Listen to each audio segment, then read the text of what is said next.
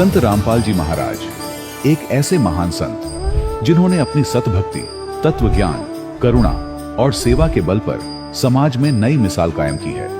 संत रामपाल जी महाराज की अगुवाई में उनके सभी सतलोक आश्रमों से समाज कल्याण के अद्भुत कार्यों ने समाज को सुनहरे भविष्य की एक नई उम्मीद दिखाई है।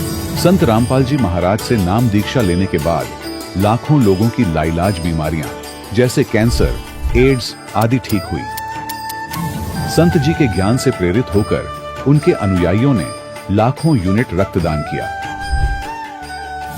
संत जी ने लाखों बहन बेटियों का दहेज मुक्त विवाह करवाया।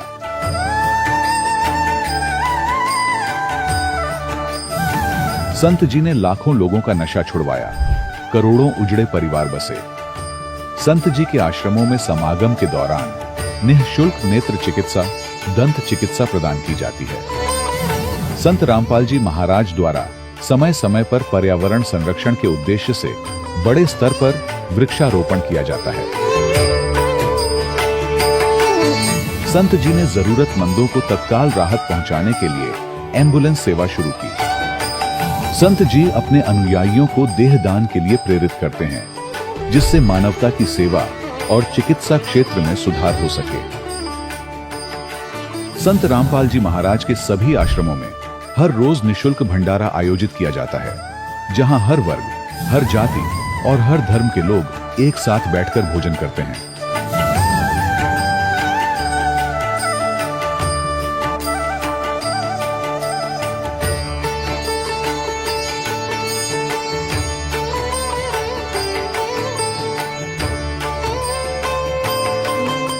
संत रामपाल जी महाराज की अन्नपूर्णा मुहिम ने गरीब और बेसहारा लोगों के जीवन में एक नई ऊर्जा और उम्मीद को जन्म दिया है। घर घर खाद्य सामग्री और जरूरी मदद पहुंचाकर संत रामपाल जी महाराज ने लोगों को दुख और मजबूरी से लड़ने की ताकत प्रदान की है।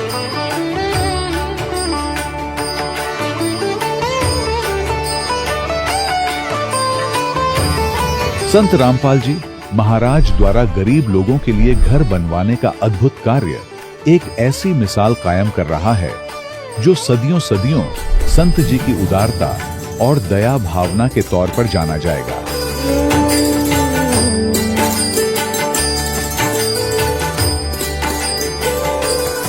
संत रामपाल जी महाराज के आश्रम में हजारों बुजुर्गों को सम्मान और प्यार के साथ जीवन जीने का अवसर मिलता है।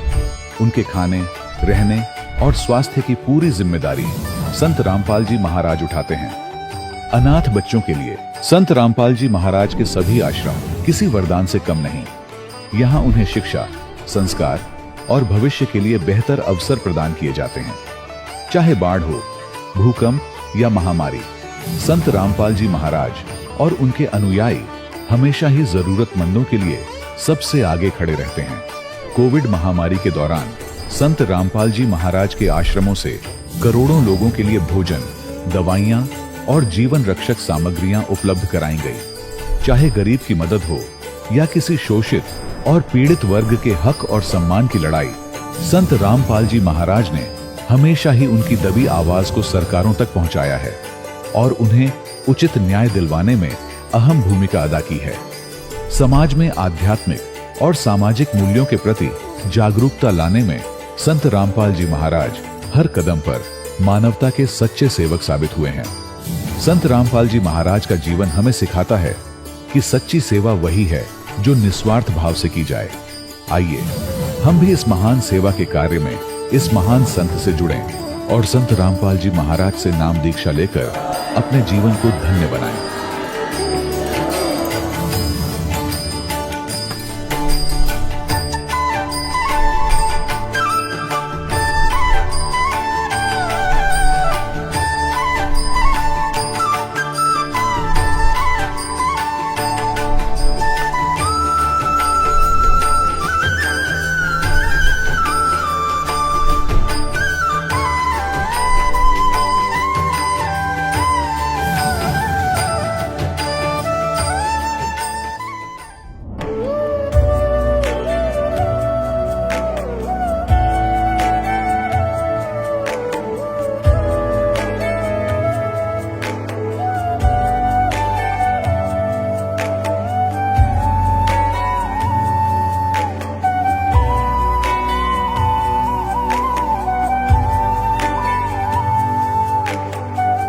प्रभु राम देव भगवान अल्लाह खुदा ईश आदि नाम एक ही शक्ति के हैं। वो कैसा है, कहां है, कैसे मिलता है, किसने देखा है? ये प्रश्नवाचक चिन्ह पूर्ण रूप से हटाने के लिए अवश्य सुनिए जगत गुरु तत्वदर्शी संत रामपाल जी महाराज के अमृत वचन, सर्व पवित्र धर्मों के पवित्र शास्त्रों के आधार पर। सत साहिब दर्शकों, मिलिए कुरुक्षेत्र हरियाणा की अनीता दासी जी से, जो समाज में प्रचलित तमाम देवी देवताओं की भक्ति और अपनी बहन की भूत प्रेत बाधाओं से मुक्ति के लिए पीर के पास तक गईं, लेकिन कोई राहत नहीं मिली। पर आखिर ऐसा क्या हुआ जो अनीता दासी जी की बहन पूर्ण रूप से भूत प्रेत की बाधा से मुक्त हो गईं? और इसका पूरा श्रेय अनीता दासी जी संत रामपाल जी महाराज को देती हैं। लेकिन संत रामपाल जी महाराज ऐसा क्या तरीका बताते हैं जिससे भूत प्रेत तक भाग जाते हैं? आइए अब सुनते हैं अनीता दासी की सच्ची कहानी, उनकी अपनी जुबानी। जी नमस्कार। नमस्कार जी। क्या नाम है जी आपका? अनीता जी। अनीता जी कहाँ से आए हैं आप? पेवा से, सरस्वती खेड़ा पेवा के पास, कुरुक्षेत्र जिला से। संत रामपाल जी महाराज से नाम दीक्षा लेने से पहले आप क्या भक्ति साधनाएं करते थे? जी हम सरसेवाड़े के चले थे। सरसेवाड़े की 11 साल भक्ति करी जी। जब आप 11 साल से डेरा सिरसा में भक्ति कर ही रहे थे तो फिर संत रामपाल जी महाराज की शरण में क्यों आए, जबकि आप डेरा सिरसा में पहले से ही भक्ति कर रहे थे? भगत जी वहाँ पर भक्ति तो कर रहे थे, तो उस भक्ति से माने कोई लाभ नहीं मिला। अन्य देवी देवताओं की भक्ति करे करते, 9 दिन नवरात्रे भी रखे जी, अखंड ज्योत भी जगाई, पर भी जो हमारे पति हैं ना, वो बहुत ज़्यादा बीमार हो गए। भगत जी बहुत ज़्यादा बीमार हो गए, उनकी हालत ऐसी होगी यानी कि वो लैटरिन बाथरूम भी पैंट में ही कर देते थे चलते चलते, उनको इतना भी पता नहीं था। बहन जी, हम आपसे ये जानना चाहेंगे कि आप 11 साल से डेरा सिरसा में भक्ति कर रहे थे, उसके बाद आपने देवी देवताओं की भी भक्ति की, आपने व्रत भी रखे, आपने अन्य पूजाएं भी की, तो हम आपसे ये जानना चाहेंगे कि संत रामपाल जी महाराज जी से नाम दीक्षा लेने के बाद आपको कोई लाभ मिले? हाँ जी, सारी प्रॉब्लम सोल्व हुई जी। पहले हमारे पति जी ने, हम आश्रम लेकर गए, वहाँ से नाम लिया हमने दोनों ने। तो उसके बाद जी फिर हमने भक्ति करी, गुरु जी से प्रार्थना लगाई। 4 दिन के बाद जी वो खड़ा हो गया। 4 दिन के बाद उठा तो आप नशे में चल गया। इतनी इतनी गोली जी नशे की एक साथ खाजे करता, पानी तक नहीं पीवे था। तो आज उन्हें सब नशे छोड़ दिए। तो फिर उसके बाद हमारे घर पे मकान बना रहे थे हम 2020 में। 2020 में मकान देने खातर मजदूर लगा रखा था। मजदूर लगा रखा था, उसका बेटा था 10-12 साल का। वो ना ऊपर चढ़ गया दीवार पे। दीवार पर चढ़ने के बाद तो हमने बोला बेटा नीचे आ जा। न्यू कह रहे नहीं आंटी, डैडी के साथ में दीवार तोड़ूंगा। उसका डैडी दूसरी दीवार पे था, वो बरांडे की दीवार पे था। जैसे बरांडे के ऊपर स्लेब डाल रखी थी, बरांडे के लेंटर पे स्लेब डाल रखी थी, उसके 4-5 अर्दे रह रहे थे। एकदम स्लेब खिसक गई भगत जी, इतनी किस रहेगी, बस पूरी खिसक गई, इतनी स्लेब बची। तो उस पे जो लड़का ऊपर था ना, तो उसने बताया, कह रहा चिट्टे कपड़े वाला आया, कुर्ते पजामे वाला, उन्हें अपने हाथ दोनों स्लेब ऐसे लगा लिए, तो रोक दियो स्लेब। तो ये दया परमात्मा की, संत रामपाल जी की हुई जी मर पे। तो नहीं वो लड़का मर जाता तो हम ना तो हमारा मकान बना था और ना हम कुछ कर सका थे। ये लाभ होया जी। फिर उसके बाद भगत जी मेरी मैस 2 थी मेरे पे। एक मैस में थोड़े दिन पहला ले आई थी, एक मैस ने 15 दिन हुए थे आई नगर पे। तो उन 2 मैसा ने कोई जहरीली चीज़ खा ली। जहरीली चीज़ खाने के बाद वो मैसा दोनों बीमार होगी, ना घास खावे ना पानी पीवे, यानी कि दूध भी ना देवे। जो खावेंगी दूध भी कहाँ से देंगे जी। फिर उसके बाद दोनों मैस बीमार होगी, डॉक्टरों की टीम आई कर दी हमारे घर पे। गड्डी में आते थे डॉक्टर, यानी कि 3-3, 4-4 डॉक्टर रोज आते थे। ग्लूकोस भी लगाते थे मैसों के, और टीके का तो घाटा ही नहीं। तो 105 बुखार और 104 बुखार दोनों मैसा का, नीचे नहीं हो रहा था। फिर उसके बाद उन्होंने नहीं राम होया मैसा का।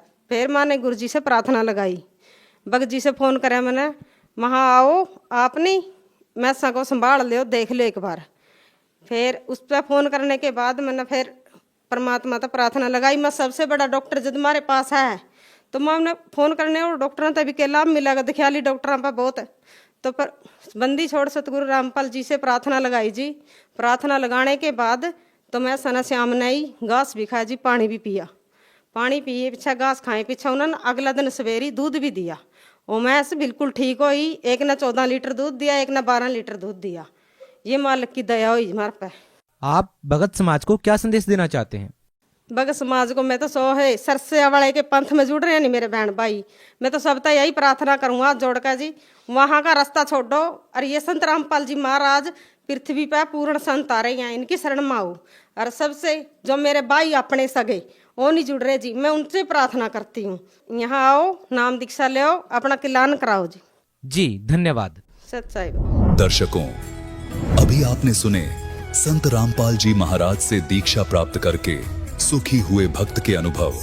अब देखिए जगत गुरु तत्वदर्शी संत रामपाल जी महाराज के मंगल प्रवचन। कि भगत को ज्ञान हो जाता भक्ति का और जगत को ज्ञान होता अपनी ही परंपराओं का। वो उन्हीं को उत्तम मान रहे होते हैं, इसलिए विरोध करते हैं भक्तों का।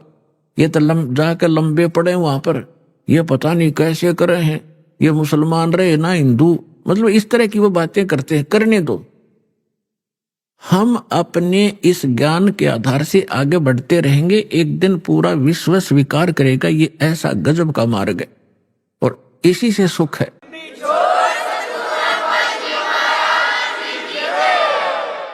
पुण्यात्माओं, ये भक्ति युग आ गया। अभी तक हमने बतेरी बकवाद कर ली। एक बार दास गोवा के अंदर गया हुआ था। गोवा एक स्टेट है समुद्र के किनारे। वहां दूसरे देश को हम विकसित देश मानते हैं, इस इंग्लैंड, इटली और अमेरिका के। वहां समुद्र के किनारे एक एक लंगोट में स्त्री और पुरुष वहां लेट रहे रेते में। और हम वहां सत्संग किया था हमने गोवा में, और हम चले गए घूमने के लिए। तो उनको देख रहे और वो भी अच्छे ना लगे, तो वहां बता रहे थे कि ये क्या कहते हैं, क्यों हो, हमें यहां आकर शांति मिलती है। और ये बड़े वहां सेठ हैं, बड़ी बड़ी कोठियां हैं, इनकी कार है बड़ी बड़ी। कलम देखो इनकी शांति। तय उस रेत में तो कोठी शर्मा मारोगे जहां अशांति है, क्या करोगे? और कट्ठी और कारों की आग अंगारे इकट्ठे कर रहे हैं और उसको विकास मानते हैं और उसको अपना बड़ी महिमा मानते हैं। और शांति मिल रेत में। तो आज से 50 वर्ष पीछे झांको, आपके दादे परदादे कैसे रहा करते थे? उस रेत में रहा करते थे, झोंपड़ियों में रहा करते थे, और कितना शांत जीवन जीते थे, कितना उनके चेहरे पर शांति और कितनी खुशी रहती थी। अंत में आपने उड़े टेकना पड़ेगा। यू तो एक बबुड़िया सा उठ रहा थोड़े दिन का, और 2 वर्ष वर्षा ना हो, ये विज्ञान धरी की दराई रह जाएगी। ये कंप्यूटर पड़े पड़े जरेंगे सारे, और ये जहाज है, इनमें कोई बैठने नहीं पाएगा। भगवान को प्रसन्न करना पड़ेगा इस संसार के अंदर। अगर कुछ दिन सुख से जीना चाहते हो और परमात्मा प्रसन्न हो गए, सारे ठाठ कर दे, समय पर वर्षा होने लग जाएगी, सब दुख दूर हो जाएंगे, प्राकृतिक आपदाएं टल जाएंगी, भक्ति करेंगे। ये भक्ति युग है और भगत के लिए बकवाद नहीं चलेंगी। बकवाद करके भक्ति नहीं हो सकती। तो इन सब बकवादों को त्यागना होगा और भक्ति की राह पर हमने लगना होगा, तभी हम मोक्ष प्राप्त करेंगे। नहीं तो बहुत बुरा भयंकर समय आ जाएगा आने वाले समय। अब हम आते हैं अपने प्रसंग पे कि नीरू नीमा 62 वर्ष के हो गए थे, संतान नहीं थी। अब समाज की दृष्टि से तो बहुत मनहूस थे, लेकिन अध्यात्म मार्ग से वो 1 नंबर की आत्मा थी। उसका प्रमाण भी आपके समक्ष है। जिनकी गोदी में भगवान खेले, वो समर्थ शक्ति जिनको भटक रहे हम खोजने के लिए जंगलों में बैठ के शरीर खत्म कर दिया हमने तपा तपा करके, लेकिन रास्ता ठीक ना होने से वो कहते ना गणते जांडी काटने का आड़ी तरीका था ही हमारा। गण से जांडी कटा नहीं करती हो, तो वही आरी चाहिए या तीखी कुहाड़ी चाहिए जिससे जांडी कटे। तो हम लकड़ी के गणते जांडी काटा थे, यानी वो विधि परमात्मा पाने की ठीक नहीं थी, और उसके लिए हम भटक रहे थे। और वो परमात्मा उनको मिला जिनको संसार मनुष्य कहा करता था। अब समय जैसे तैसे वो व्यतीत कर लेते हैं, स्वयं तो जिनका संतान नहीं, लेकिन ये संसारिक व्यक्ति अपनी सोच से जब भी उनसे मिलते हैं कोई ना कोई इंजेक्शन लगा ही देते हैं कि एक संतान तो चाहिए थी, एक बालक तो चाहिए था घर में, तो कुछ भूल पड़े तो वो काल पड़न देता ना, किसी न किसी को भेज कर उनका इंजेक्शन लगा दे। उस दिन भी, उससे पहले दिन उस नीमा का कोई रिलेटिव, कोई बहन आई थी और उसने भी सारी रात यह चर्चा रखी, हे भगवान देखिए बलका बिना तो घर सुना सुना लगे है, बच्चों बिना बता के जीवन है। अब उस माई का फिर वो इंजेक्शन लागी, वह चली गई, सारी रात रोई। सुबह वो क्या करते थे, नीरू और नीमा का गंगा में स्नान कराना बंद कर दिया था, क्योंकि मुसलमानों को हिंदू गंगा में, गंगा घाट पर पड़ने नहीं देते थे। तो वो वहां स्नान ना करके लहर तारा तालाब में उसी गंगा के जल में प्रतिदिन स्नान करने जाया करते थे। उस दिन भी वो जा रहे थे। नीमा रो रही थी क्योंकि इंजेक्शन ताजे ताजे लगे थे, और रो रही बुरी तरह आंसू डाल रही थी कि हे भगवान शंकर, आपके घर में क्या बच्चों की कमी होगी भगवान, अपनी दासी को एक खिलौना दे देते, जग में मेरा भी गुजारा हो जाता, मुंह ऊपर न उठा कर मैं भी चल सकती। यूं कह के बहुत बुरी तरह रो रही थी। नीरू ने कहा, नीमा यदि हमारे भाग्य में होता तो भगवान पहले ही दे देता, आप रो मत, रो रो का आंखें और खराब कर लेगी, बुढ़ापे में कोई हाथ पकड़ने वाला नहीं है, और आंखें तेरी रो रो कर नष्ट हो जाएंगी, तो मेरी बात मान, तो रो मत, सब्र कर। तो जैसे तैसे वो अपने बतलाते हुए नहर तारा तालाब पर पहुंच गए। अष्टानंद वहां से जा चुका था। पहले नीमा ने स्नान किया, स्नान करके उस तालाब से बाहर आ गई। फिर नीरू स्नान करने के लिए प्रवेश किया, नीरू ने। अब नीमा ने फिर जो वस्त्र बांध कर वो स्नान किया था उसको धोने के लिए पुनः किनारे पर गई। पति नहा रहा था, से जून का महीना, गर्मी का मौसम था। तो नीमा ने क्या देखा कि एक कमल के फूल पर कोई वस्तु हिल रही है, पैर हिला रही। परमात्मा बालक शिशु रूप धारण करके और कमल के फूल पर विराजमान हुए और एक पैर को हिला रहे थे, एक पैर को हाथ में पकड़े हुए थे। नीमा ने सोचा, आइडिया सा लगाया कि कहीं सर्प ना हो। फिर ध्यान से देखा कि सर्प नहीं, ये तो बालक है। उसने अपने पति से कहा कि देखना जी, कमल के फूल पर बालक है, इसको उठाना जरा। अब नीरू नहा रहा था और उसने सोचा कि यह मेंटल वाली, इसका मानसिक संतुलन बिगड़ गया इन बालकों की चिंता कर करके। अब इसने इसको जल में भी बालक दिखाई देने लगे। नाता नाता कहता है कि नीमा कुछ सब्र कर, कुछ संतोष कर, विश्वास कर भगवान पर। ये क्या रट लगा रखी है तेने बालक बालक वाली, तुझे अब जल में भी बच्चे दिखाई देने लगे, तू मान जा मेरी बात। नीमा फिर कहते, देखो जी मैं सच कह रही हूं। अब उसने एक विशेष कसक के साथ कहा, जिधर संकेत हाथ का करे थी उधर नजर गई स्नान करते करते नीरू की। उसे उससे थोड़ी दूरी पर था, उसने देखा सचमुच ही तो बालक है। कमल के फूल समेत तोड़कर अपनी पत्नी को थमा दिया। अपने आत्मा, जिस परमात्मा के लिए हम भटक रहे, जिसकी चर्चा करने से भी रोम रोम करना जाते हैं, और वो परमात्मा उस माई की गोदी में है, उसको कैसा सुख हुआ होगा, उसको कैसा महसूस हुआ होगा, उसका वर्णन किसी शब्दों में नहीं किया जा सकता।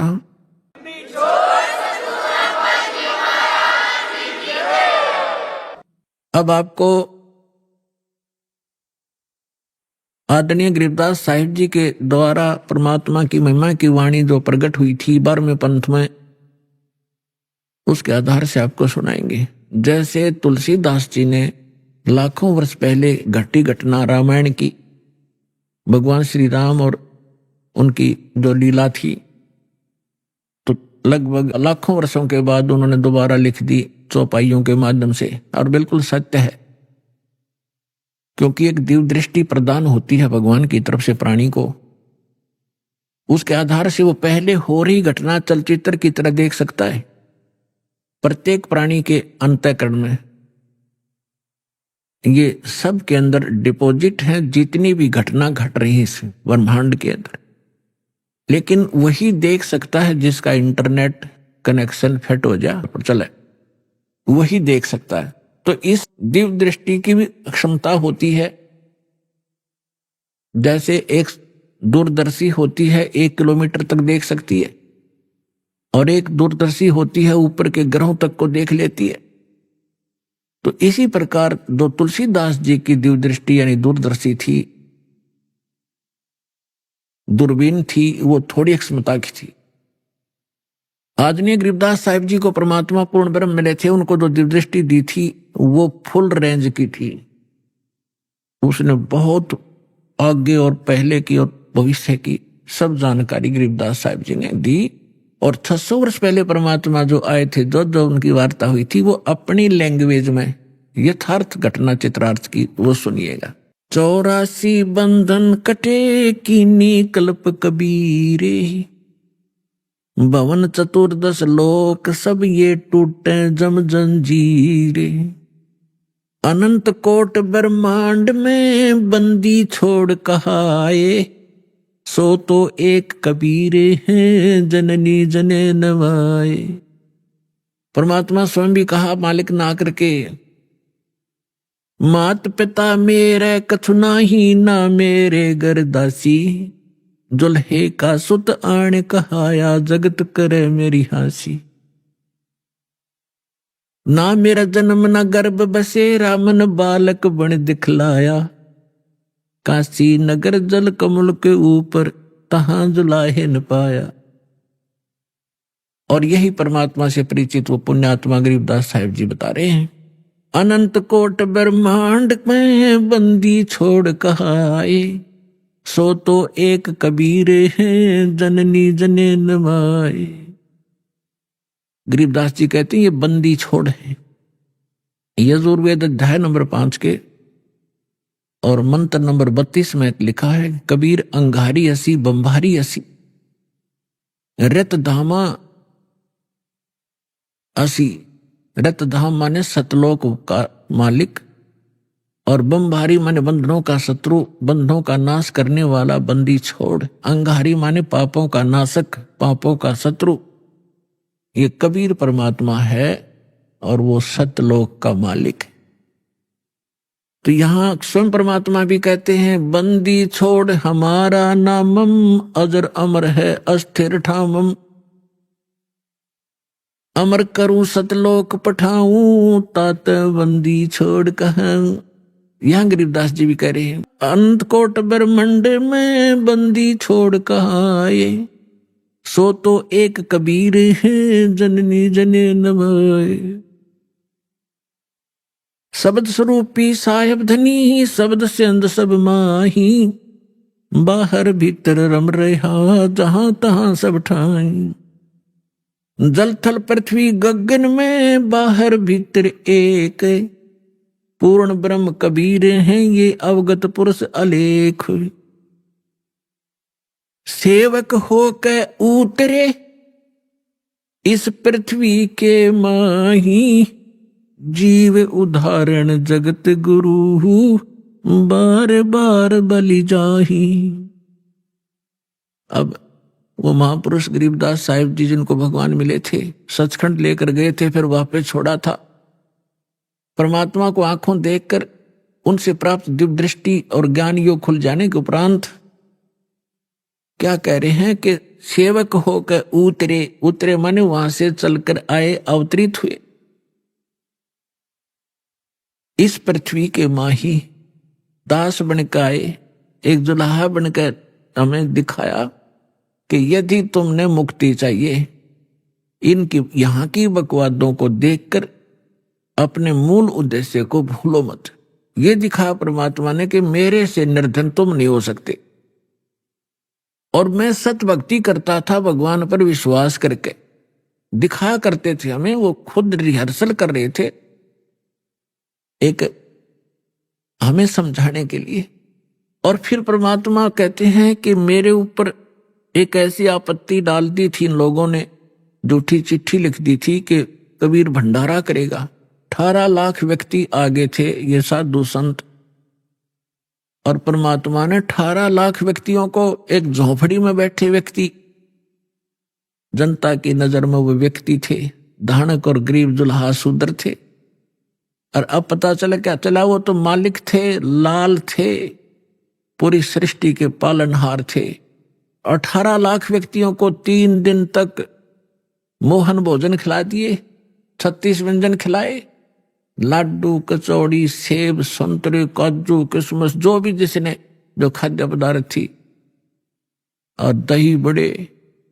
18 लाख व्यक्तियों को 3 दिन भोजन कराना, कलजा फट जा, राजा हिल जा देश का। और एक झोपड़ी में बैठा गरीब व्यक्ति और इतना भोजन करा रहा, साथ में फिर दोहर दे रहा प्रत्येक खाने के उपरांत, जैसा कि चिट्ठी में उन दुष्टों ने लिख दिया था वो भी पालन कर रहे हैं। और साथ में एक असरफी सोने की, स्वर्ण की मोहर दे रहे हैं, तो 10 ग्राम सोना, और वो भी दे रहे थे।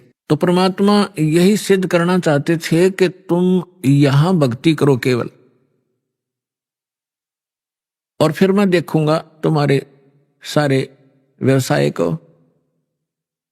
देखो, माता पिता को बच्चों की सब चिंता रहती है कि अब इसको किस चीज की आवश्यकता है। गर्मी आती है तो गर्मियों के कपड़े, सर्दी आती है तो सर्दियों के कपड़े, समय पर भोजन व्यवस्था सारा कुछ करते हैं। तो आप उसके बालक बन गए इस दीक्षा के लेने के बाद। आपका पुनर्जन्म हुआ है इसी जीवन में। जिस दिन सतगुरु भेंटिया ता दिन लेखे जान, बाकी समय गंवा दिया बिना गुरु के ज्ञान। जब तक गुरु से उपदेश नहीं मिलते तब तक आपका जीवन, मनुष्य शरीर होते हुए मनुष्य का जीवन नहीं जी रहे थे। हम तो अन्य पशु पक्षियों जैसे ही क्रियाओं में व्यस्त थे। और जिस दिन से सतगुरु मिलते हैं हमारी सब क्रियाओं में परिवर्तन होता है, हमारा आध्यात्मिक जन्म होता है। तो आप उस परमात्मा के वचन के पुत्र होगे हो, पुत्री होगी हो। अब उसको चिंता रहेगी अगर आप विश्वास के साथ मर्यादा में रहकर परमात्मा की भक्ति करते रहोगे। कबीर साहब कहते हैं, कल्पे कारण कौन है, तू कर सेवा निकाम, और मन इच्छा फल दूंगा जो पड़े मेरे ते काम। जब मेरे सतर का काम होगा ना, जब देखना मेरे रंग, अपने आत्मा कितना धनी या कितना उच्च पोस्ट प्राप्त प्राणी हो, चाहे प्रधानमंत्री हो, उसका लड़का जा रहा है कि कार में एक्सीडेंट में मर गया, तो वो समर्थता के काम आई उसकी। और भगवान के साथ प्रधानमंत्री भी भगवान की भक्ति कर रहा होता और बेटा भी कर रहा होता, तो वहां धनी का काम था वहां पर बचाने का। जीव नहीं बता सकता चाहे कितना महिमावान हो। तो यहां कहते हैं, कल्पे कारण कौन है, क्यों चिंतित रहता है तू, कर सेवा निकाम, निष्काम भाव से भक्ति कर मेरी, और मन इच्छा फल दूंगा जब पड़े मेरे ते काम। तो परमात्मा पर विश्वास करके भक्ति करो।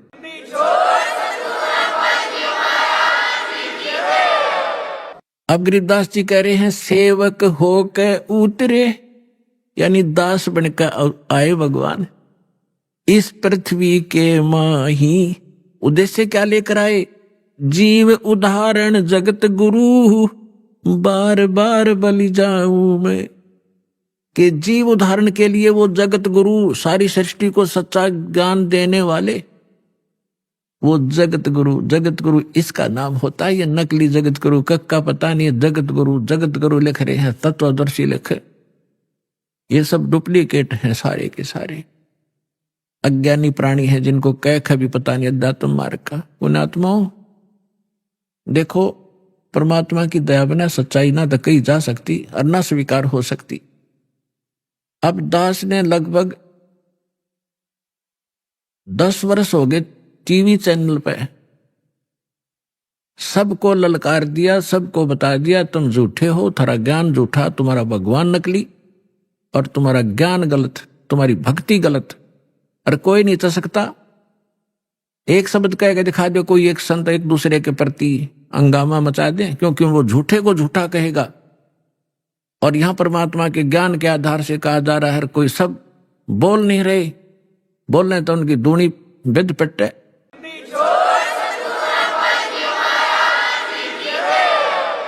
तो ये परमात्मा की दया है बच्चों, आप तक यो ज्ञान पहुंच पाया। ये दास जाने या भगवान जाने या मेरे साथ उस समय से लग रहे ये आपके भाई बहन इस संघर्ष से वो परिचित हैं, कैसे संघर्ष करके आप तक इस सत्र में पहुंचे। जेल तक भेज दिया झूठे केस बना के नकली लोगों ने। लेकिन परमात्मा कहते हैं जिसके साथ भगवान होता है, और सत्य को कुछ दिन दबाया जा सकता है, मिटाया नहीं जा सकता। आज देख रहे हो पूरा विश्व समझ गया कि सच्चाई क्या थी और किस प्रकार से आप तक ये ज्ञान पहुंचा पाए हैं। और अब इसको संभाल के रखना अब कर्तव्य है आपका, प्रत्येक भाई बहन का। सभी विश्व के आप प्राणी आपके भाई बहन हैं, सतलोक के रहने वाले हैं, असंग जन्म या धक्के खाते भटकते हो गए हैं, या ना सुखी हो सकते ना सुखी कभी हुए हैं। सबको बता दो, डंडोरा पीट दो कि मोक्ष होगा तो सतलोक आश्रम में है, नाम लो और अपना कल्याण कराओ।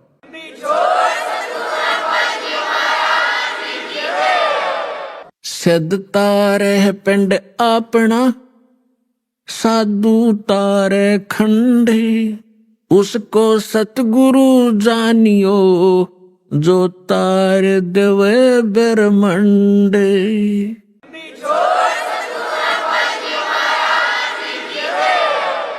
अब यहां परमात्मा के विषय में गरीबदास साहब जी कह रहे हैं, सेवक होकर उतरे दास बनकर कबीर दास एक अधीन घूमा करते थे।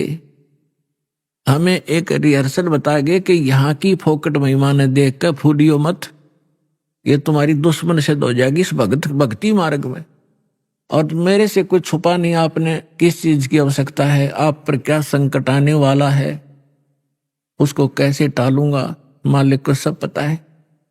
जैसे ऑपरेशन थिएटर में जाने के बाद मरीज अपने नहीं चलाना चाहिए, अपने चलाओगा तो केस बिगाड़ेगा वो। तो आप आ गए ऑपरेशन थिएटर में और जन्म मरण का रोग आपका कटेगा। तो इस समय मरीज ने नहीं अपनी चलानी चाहिए, डॉक्टर ने कर देना चाहिए जो वो करना चाहता है। और इस में थोड़ा बहुत कहीं कष्ट होता भी है तो आपके बहुत बड़े भयंकर रोग का नाश हो रहा है, इस करके इसमें विश्वास रखें।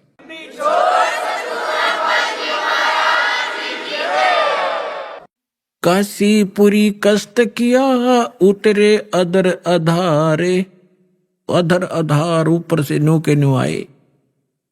मोमन को मुजरा हुआ फिर जंगल में दीदारे। मुसलमान को परमात्मा मिले और जंगल में उनका दर्शन हुए।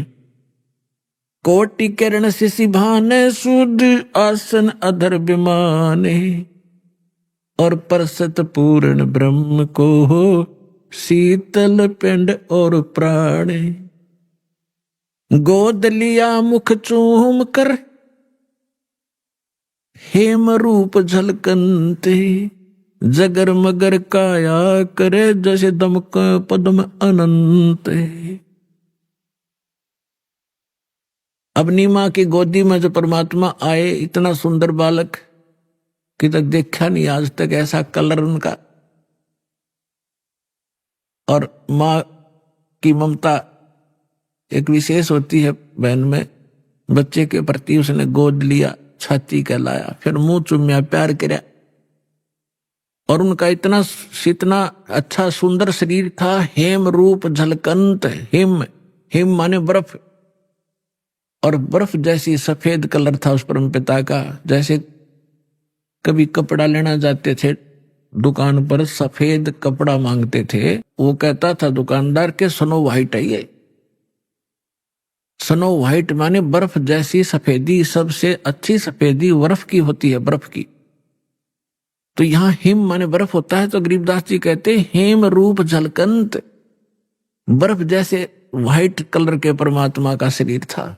गोद लिया मुख चूम कर हेम रूप झलकंत, जगर मगर काया कर जैसे दमके पद्म अनंत। काशी उमटी गुल भया मोमन का घर घेरे।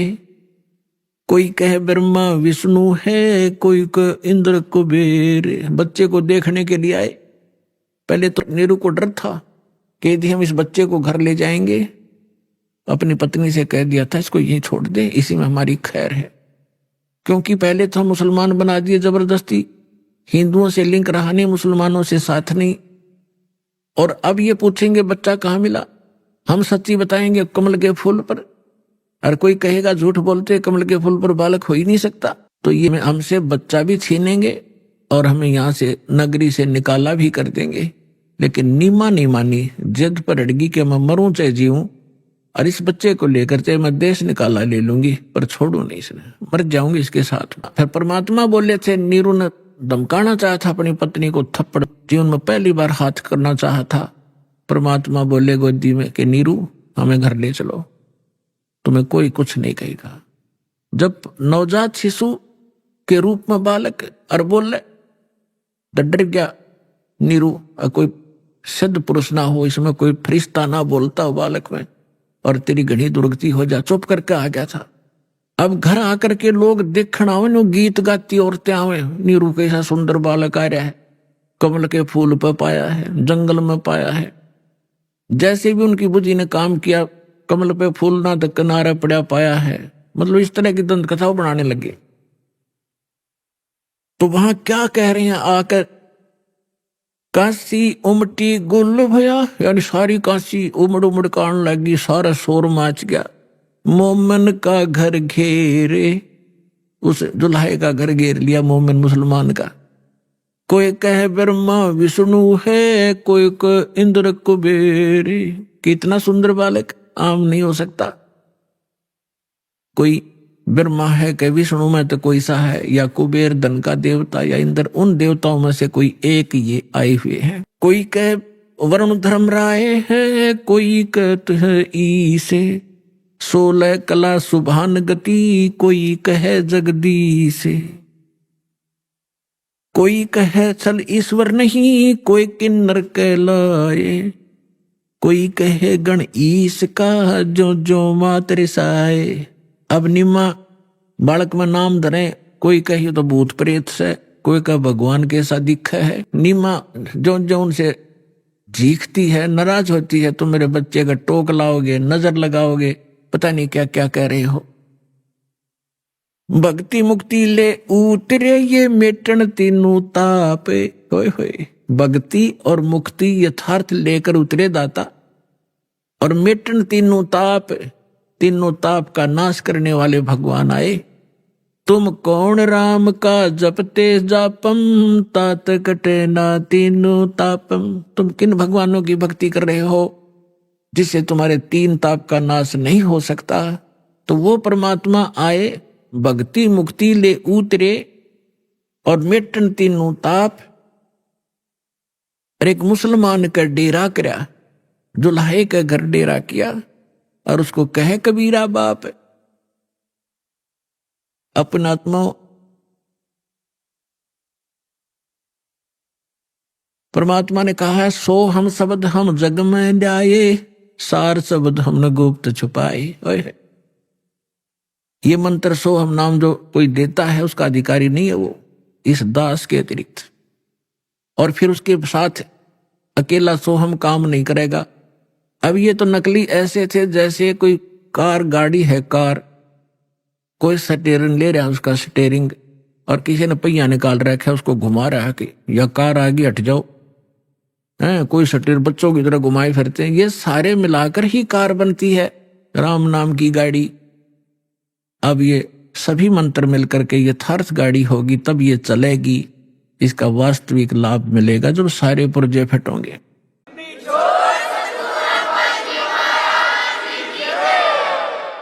दूध न पीवे न अन्न भखे, न पलने झूलनते, अदर अमान ध्यान में कमल कला फूलनते। परमात्मा ने 25 दिन तक ना कुछ खाया ना पिया। अब नीमा को चिंता होगी, कि हे परमात्मा, रोने लगी बुरी तरह कि बच्चा कुछ खा नहीं रहा तो कभी भी शरीर छोड़ सकता है।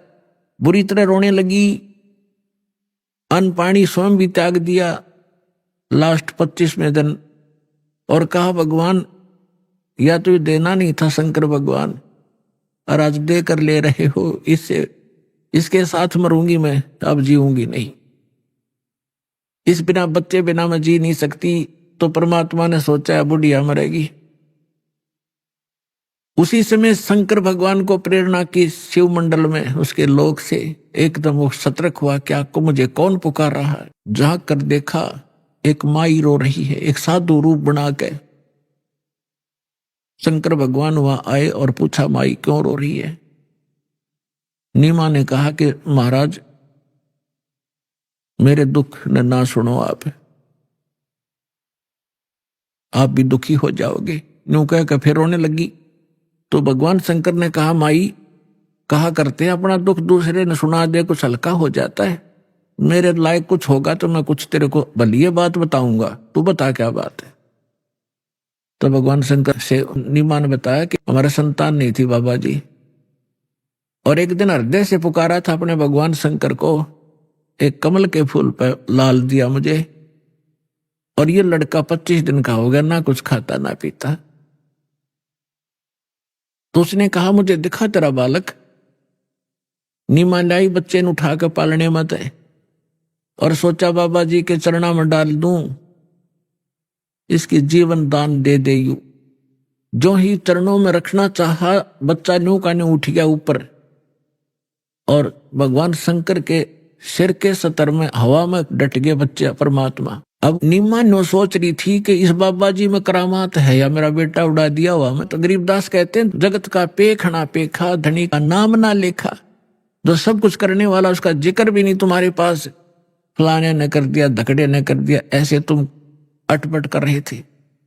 अब भगवान शंकर ने सोचा ये कोई सिद्ध पुरुष है, कोई सिद्धि युक्त है। उन्होंने ऐसे हाथ किया गोदी में लेने के लिए, परमात्मा उनकी गोदी में आ गए, और आपस में दोनों की 7 बार चर्चा हुई। अभी आपने सुने संत रामपाल जी महाराज के मंगल प्रवचन। आइए अब सुनते हैं संत रामपाल जी महाराज से नाम दीक्षा लेकर सतभक्ति करके अद्भुत लाभ प्राप्त करने वाले अनुयायी के विचार। दर्शकों, तत्व ज्ञान एक ऐसा मुकाम है जिस तक पहुंचने के लिए अनेक प्रकार की शंकाओं से युक्त सीढ़ियों को पार करना आवश्यक है। ऐसे में प्रमाण ही व्यक्ति को आगे बढ़ने के लिए विशेष सहारा देते हैं। जुगल जी के लिए भी तत्व ज्ञान तक पहुंचने में सीढ़ियों का काम किया ज्ञान गंगा नामक पुस्तक के ज्ञान भरे पृष्ठों ने। ये पुस्तक उनके लिए चमत्कारिक साबित हुई, जिसमें सदग्रंथों पर आधारित प्रमाणित तत्व ज्ञान है। दरअसल जुगल जी भोपाल मध्य प्रदेश के रहने वाले व्यक्ति हैं। वो अपने जीवन काल में बहुत दुखी रहे हैं। वो अपने हृदय रोग से पीड़ित थे। घर में आर्थिक तंगी थी, भूत बाधा थी तथा ग्रह क्लेश भी रहता था। पर जिस दिन से इन्हें ज्ञान गंगा पुस्तक मिली है, तब से मानो इनकी जिंदगी नए मुकाम पर पहुंच गई हो। तत्वदर्शी संत रामपाल जी महाराज जी द्वारा लिखित उस पुस्तक में इन्होंने चौंका देने वाले रहस्यों का खुलासा पढ़ा। उस अनमोल ज्ञान को समझ इन्होंने संत रामपाल जी महाराज जी से नाम दीक्षा ली तथा आज ये वो सुख प्राप्त कर रहे हैं जो ये अपनी जिंदगी में प्राप्त करना चाहते थे। संत जी की शरण में आने से जुगल जी का हृदय रोग बिना इलाज के ठीक हुआ, घर की भूत बाधा दूर हुई, आर्थिक स्थिति सुधर गई तथा एक भयंकर रोड एक्सीडेंट में जीवन रक्षा भी हुई है। अब सुनिए जुगल जी की सत्य घटना पर आधारित जीवन कहानी उन्हीं की जुबानी। नमस्कार सर। सर साहब सर क्या नाम है आपका?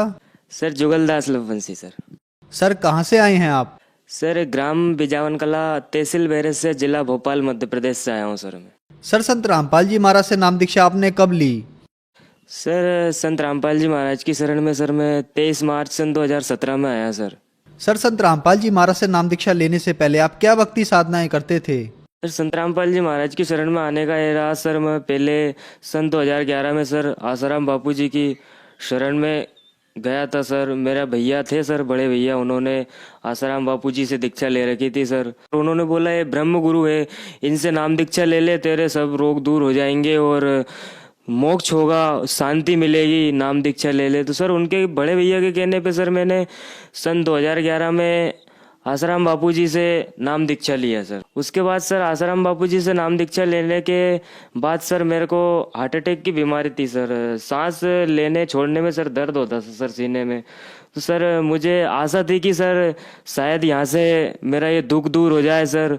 और सर आर्थिक स्थिति भी ठीक नहीं थी सर। तो सर उन आसाराम बापू जी की शरण में जाने के बाद सर मैं सन 2011 से 2016 तक रहा सर। लेकिन सर मेरी ना आर्थिक स्थिति ठीक रही, ना घर में अशांति बनी रहती है, ना वो दूर हुई सर।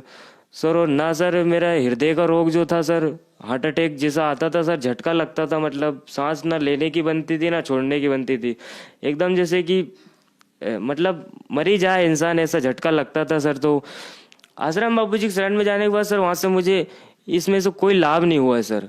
तो सर सन 2016 के बाद में सर हमारे सर मौसा जी हैं सर, उनके यहाँ मैं एक दिन गया सर। मौसा जी के यहाँ कभी कभी जाते रहते थे। तो मौसा जी संत रामपाल जी महाराज की शरण में पहले से थे। तो सर उनके यहाँ मैं गया एक दिन। तो सर वहाँ मैंने देखा सर शाम को सत्संग चल रहा था सर, और वो ऐसे सर आड़ा होके ऐसा कुछ प्रणाम करते थे। तो मैंने पूछा सर मौसा जी आप ये क्या करते हो? तो उनने बोला है संत रामपाल जी महाराज है, इनसे हमने नाम दीक्षा ले रखी है, इनको दंडवत प्रणाम करना पड़ता है, साक्षात परमेश्वर है। तो मैंने कहा ये टीवी पे आप कैसे क्या देखते हो, ये क्या बताते हैं ऐसे पन्ने खोल खोल के?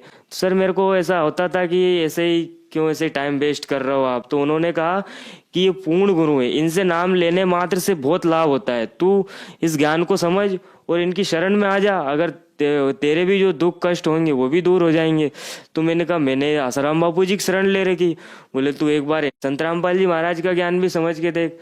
तो सर उन्होंने मुझे, मैंने कहा ठीक है देख लूंगा, टाइम मिलेगा। तो सर मुझे ऐसा इंटरेस्ट नहीं था सर, पहले वो फिल्मी टाइप का सर, सब वो सीरियल वगैरह ये देखता था, फिल्म वगैरह, तो इस चीज़ों में इंटरेस्ट नहीं रखता था सर। तो उन्होंने सर मुझे एक बुक दी सर, ज्ञान गंगा करके एक पुस्तक थी सर। तो उन्होंने कहा कि इस पुस्तक को पढ़ना, इस पुस्तक को पढ़ने के बाद इसमें बताना तुझे क्या समझ आया, और इसमें कुछ अगर गलत हो कि ये मुझे गलत लग रहा है तो बताना हमें, क्योंकि हमारे गुरुजी संत रामपाल जी महाराज सभी वेद शास्त्रों से प्रमाणित ज्ञान बताते हैं। तो पुस्तक लेके गया सर मैं ज्ञान गंगा। तो सर उसको मैंने एक दिन टाइम मिला, मैंने कहा यार पुस्तक पढ़ते हैं, धार्मिक ज्ञान गंगा दी थी, आखिर देखते तो है उसमें कैसा क्या है। सर उसको खोला मैंने, उसकी पृष्ठभूमि देखी सर मैंने। तो उसकी पृष्ठभूमि देखी सर, मुझे ऐसा लगा ब्रह्मा विष्णु महेश अजर अमर नहीं है, ये नाशवान है, शेरावाली का पति है, हम जन्मते मरते, इनमें किसका स्वार्थ है? सर मेरा ये सुन के मैंने कि ये क्या है, ये तो कुछ सच हो सकता है कि ब्रह्मा विष्णु महेश की मृत्यु हो सकती है, शेरावाली का पति हो सकता है, हम ये ब्रह्मा विष्णु महेश अजर अमर नहीं है, इनकी मृत्यु हो सकती है। तो सर मुझे ये विश्वास नहीं हुआ सर। मैंने अनुक्रमणिका में देखा सर, उसके पृष्ठ क्रमांक गया, खोला ज्ञान गंगा में, देखा मैंने पृष्ठ क्रमांक इस पे लिखा है पूरे सर। उसमें मैंने देखा है कि संत रामपाल जी महाराज की जो ज्ञान गंगा पुस्तक है उसमें सर मुझे प्रमाण सहित देखने को मिला कि हाँ वास्तव में सदग्रंथ वेद शास्त्र प्रमाण सहित बता रहे हैं कि वास्तव में ब्रह्मा विष्णु महेश अजर अमर नहीं है, ये नाशवान है, इनकी जन्म और मृत्यु होती है। तो सर मुझे ऐसा लगा कि ये तो वास्तव में सही है, ये तो सभी वेद शास्त्रों से प्रमाणित ज्ञान बता रहे हैं, और उसका प्रूफ भी दे रहे हैं कि गीता अध्याय नंबर श्लोक सहित इसमें ये लिखा है। तो सर उसको हमने देखा कि ये तो मतलब वेदों से शास्त्रों से प्रमाणित ज्ञान बताया है। तो उससे हमें ज्ञान हुआ कि वास्तव में ये तो सत्य ज्ञान है। आज तक हम कहाँ भ्रमित हो रहे थे, भटक रहे थे। तो सर मैंने मौसा जी से कहा कि हम नाम दीक्षा ले सकते हैं संत रामपाल जी महाराज से। तो उन्होंने कहा क्यों नहीं, आपको ज्ञान समझ में आए, आपकी इच्छा है नाम लेने की, तो आप बिल्कुल संत रामपाल जी महाराज की शरण में आके नाम दीक्षा ले सकते हैं। फिर उन्होंने वहाँ गांधीग्राम आश्रम पर ले गए वो संत रामपाल जी महाराज से। सर हमने संत रामपाल जी महाराज से नाम दीक्षा लिया सर, सर आपने बताया कि आपको हार्ट की बीमारी थी, 7 साल तक आप इस बीमारी से जूझते रहे। मात्र इतनी सी छोटी उम्र में आपको हार्ट की बीमारी हो गई। आप आसाराम जी के पास गए लेकिन वहां से आपको कोई लाभ नहीं मिला। फिर संत रामपाल जी महाराज के किसी शिष्य के कहने पर आपने संत रामपाल जी महाराज से नाम दीक्षा ली। तो क्या संत रामपाल जी महाराज से नाम दीक्षा लेने के बाद आपकी जो बीमारियां थी वो ठीक हुई, और क्या कोई लाभ भी प्राप्त हुआ आपको संत रामपाल जी महाराज से नाम दीक्षा लेने के बाद? सर संत रामपाल जी महाराज की शरण में ना आने से पहले से सर मुझे एक बीमारी थी हार्ट अटैक की, जो सर सांस लेने में दिक्कत होती थी सर। कोई भी काम करता रहता था तो सर अचानक हार्ट अटैक आ जाता था तो सर वहीं सांस थम जाती थी, सांस लेने की बनती थी ना छोड़ने की बनती थी। संत रामपाल जी महाराज की शरण में आने से पहले मैंने जांच भी करवाया था कि, और आसपास अस्पतालों में भी दिखवाया था। मम्मी देवी देवताओं के पास, इनके पास भी लेके जाती थी। वो बोलते थे ये पूजा कर देना, वो कर देना, इससे ठीक हो जाएगा। तो वहाँ से भी ठीक नहीं हुआ सर। तो सर 1-2 बार अस्पताल में भी बताया सर, उन्होंने टेबलेट दी सर, 15-15 20-20 दिन का सर कोर्स दिया उन्होंने, वो भी किया सर। कुछ दिन 15 दिन का कोर्स रहते थे तो सर 2 दिन आराम रहता था सर मुझे बस। उसके बाद कोर्स खत्म हुआ। वैसे सर दिन में 3-4 बार वो मुझे अटैक टाइप का आता रहता था सर। तो गोली दवाइयों से मुझे कोई लाभ नहीं हुआ सर। तो डॉक्टर ने सर पूरी छाती का एक्सरा किया तो उन्होंने कहा सर आपके हृदय के गठन टाइप की बनी हुई है, आपका ऑपरेशन करके उसको सर निकालना पड़ेगा। मैंने एक्सरा करवाया था, उसकी रिपोर्ट और एक्सरा है सर। ये पूरे एक्सरे रखे छाती के, उन्होंने 2-3-4 एक्सरे करे, बताया कि आपके यहाँ दिक्कत है, इसको ऑपरेशन करके निकालना पड़ेगा। तो सर उन्होंने कोर्स दिया था कि आप ये कोर्स खाइए 15 दिन तक, अगर आपको ये कोर्स खाने के बाद आपको आना है, आपका ऑपरेशन किया जाएगा और आपकी ये बीमारी तभी ठीक हो पाएगी। तो सर वो कोर्स तो मैंने ले लिया सर वहाँ से, और उसकी कुछ जो टेबलेट थी सर वो लेता भी रहता था मैं। जब भी अटैक आता था तो मैं परमात्मा संत रामपाल जी महाराज से प्रार्थना करता था, तो ऑपरेशन भी नहीं हुआ सर। और संत रामपाल जी महाराज की दया से प्रार्थना की मैंने संत रामपाल जी महाराज से, और ये बीमारी सर इससे संत रामपाल जी महाराज की शरण में आने से इससे छुटकारा मिला सर, और आज मैं स्वस्थ हूँ सर। और सर मेरे को पढ़ाई में भी बिल्कुल भी मन नहीं लगता था सर। पढ़ाई में पढ़ता था तो ध्यान कहीं और रहता था, और बिल्कुल पढ़ाई में मन नहीं लगता था। मतलब स्कूल जाता था तो भी आया और अपना वही दोस्तों के साथ इधर उधर निकल जाता था, पढ़ाई में मन लगता ही नहीं था सर।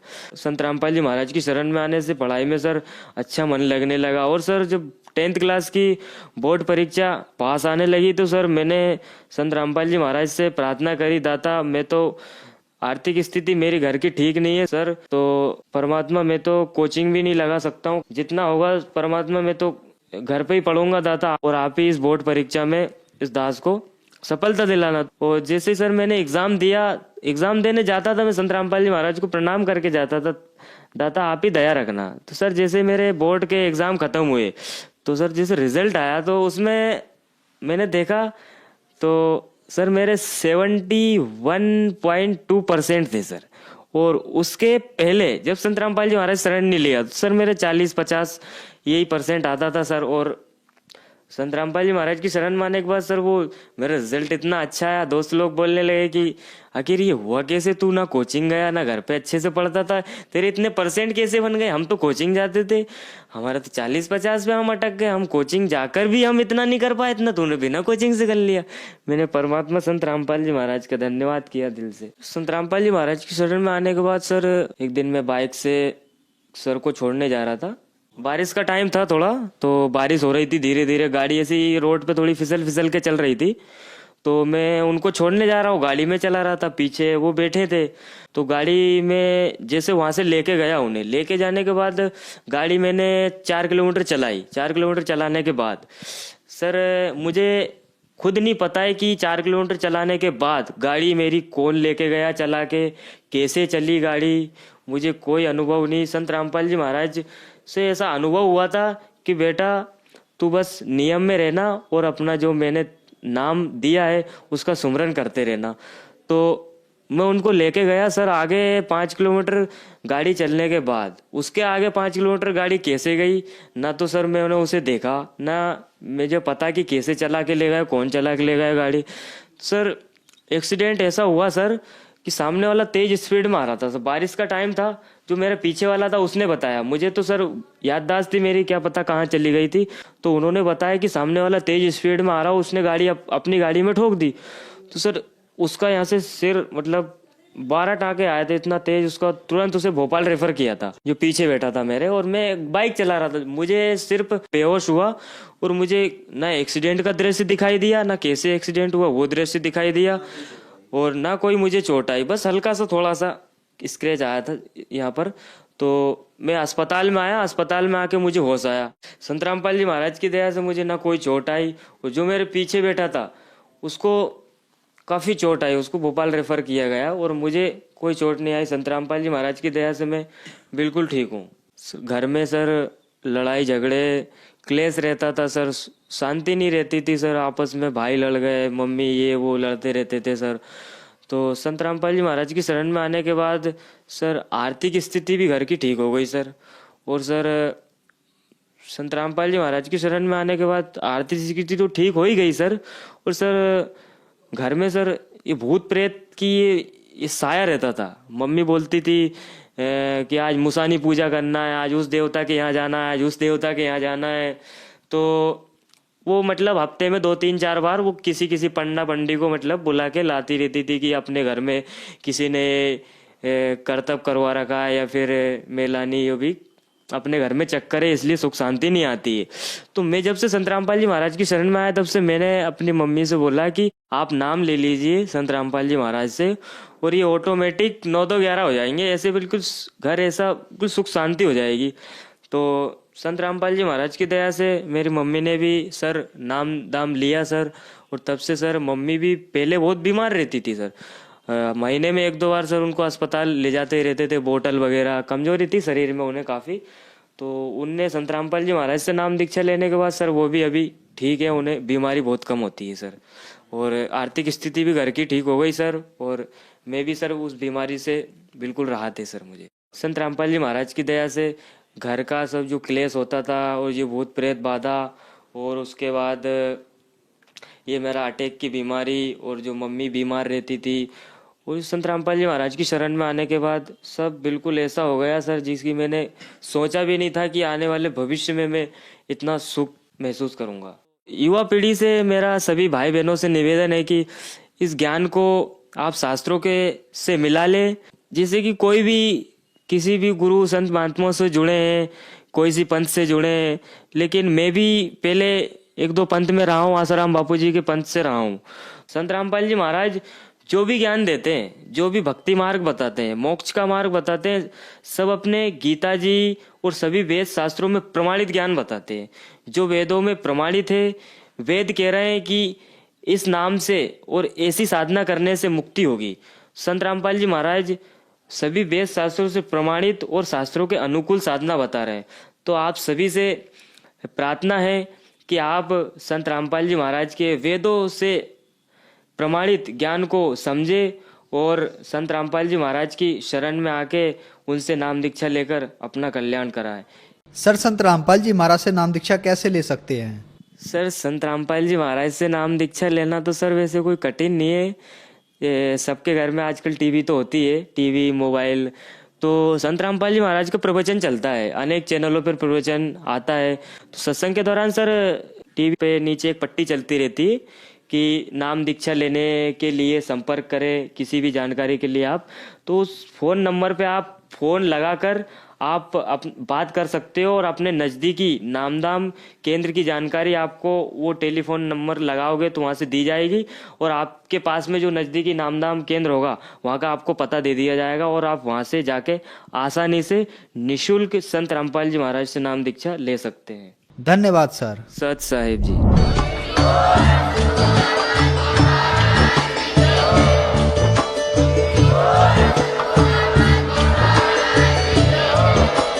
आप सुन रहे थे जगत गुरु तत्वदर्शी संत रामपाल जी महाराज जी के मंगल प्रवचन। अधिक जानकारी के लिए विजिट कीजिए हमारी वेबसाइट www.jagatgururampalji.org। संत रामपाल जी महाराज जी के शुभ आशीर्वाद से पूरे विश्व भर में 500 से भी ज्यादा नाम दीक्षा केंद्र हैं, जिन पर संत रामपाल जी महाराज जी द्वारा ऑनलाइन निःशुल्क नाम दीक्षा दी जा रही है। अपने नजदीकी नाम दीक्षा केंद्र का पता करने के लिए संपर्क करें 8222880541।